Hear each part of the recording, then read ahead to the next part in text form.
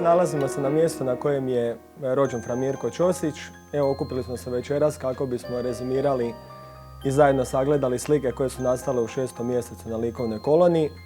Ovo je zapravo kolonija koja najavljuje 110. obljetnicu rođenja fra Mirka Ćosića, koji je ujedno bio i prvi akademski slikar u Zapadnoj Hercegovini, pa evo je na inicijativu akademskog slikara Antuna Borisa Švaljeka i uz podršku predsjednika vlade Zdenka Ćosića mi smo se kao studenti okupili u 6. mjesecu i napravili ovaj jedan niz slika koji je početak te jedne priče u spomen na fra Mirka Ćosića.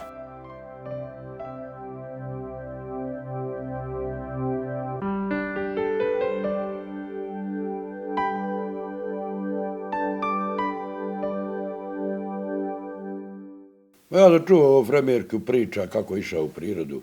On je slikao u bijelom mantilu, uredan, ko što fratri jesu uredni. Ali ja sam toliko prirodno valjkav da sam ga naskao bez tog bijelog mantila, on je u habetu, onda tako leti. Fra Mirko meni je na onom svijetu i tako dalje, on leti. A pojilo me je podsjetilo na fra Mirka koji je sigurno hodao oko onog pojila jer je to pojilo i tad postojalo.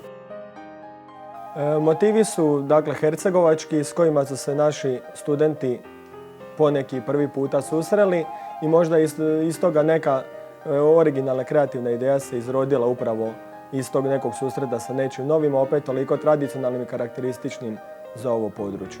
Sam pristup likovnom radu je individualan, to su, kako sam već napomenuo, studenti, ali ne samo studenti, tu su djelovali i profesori, i lokalni umjetnici koji su dali svoj doprinos ovoj likovnoj koloniji i samim time svaki izričaj je individualan i na drugačiji način obrađen. To nije tako novi datum kad su ljudi počeli izlaziti slikat vani. To vam traje 150 godina, prilike. Kad su ljudi izišli, prije su sve slike nastale u studijima. Nikad vani.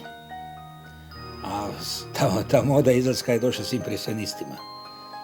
Pa vas to negdje i povezuje. Kad vi iziđete van na svjetlo, na podneblje, pod velikim plenerom, znači pod svjetlom, hoćete, nećete, vas to preuzme, ta silina, ljepota prirode i počnete slikati svjetlo. Tako da ne razlikujemo se mi toliko ovdje u ovim radovima koliko bi neko možda mislio da svi smo mi ovdje pod navodnicima pali na ljepotu dijela dana, tog doba dana u ljeto, znači pod suncem na tom oknu.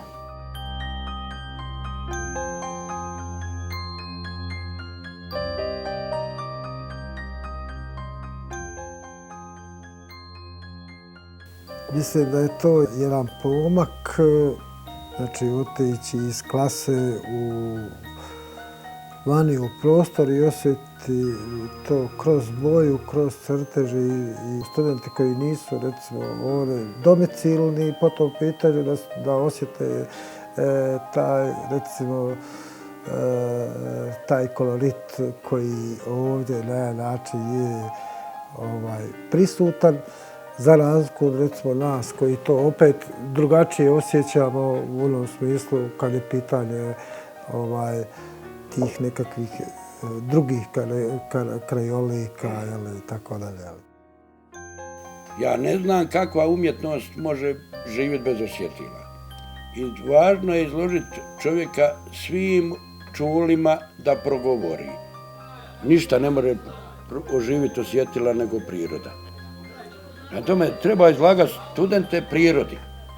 U pejzaž mislim da je nužno otići studentima pogotovo da ispitaju sami sebe.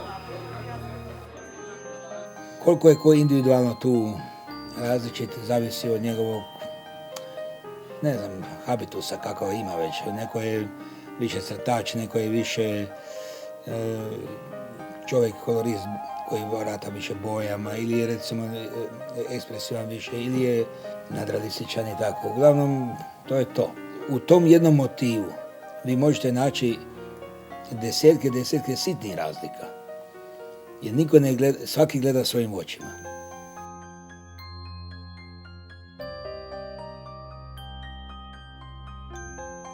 Kroz ovakve kolonije se upravo ta umjetnost približila ljudima i željela im nekako pokazati tu zlatnu sredinu između onog umjetničkoga i onoga što zapravo, na što su ljudi navikli gledati u umjetničkim radovima.